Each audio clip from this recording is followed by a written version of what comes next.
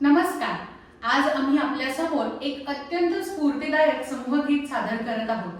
हे गीत पारतंत्र्याचा आणि नैराश्याचा अंधार दूर सारून उगवलेल्या एका तेजस्वी नवयुगाचे स्वागत करते.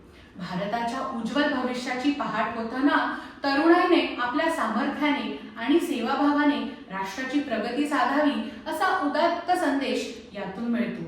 चला तर मग ऐकूयात चैतन्याचा जयघोष करणारे हे गीत. उधळीत शतकिरणा सादर करत आहेत संकल्प मराठी शाळेचे शिक्षक वृंद.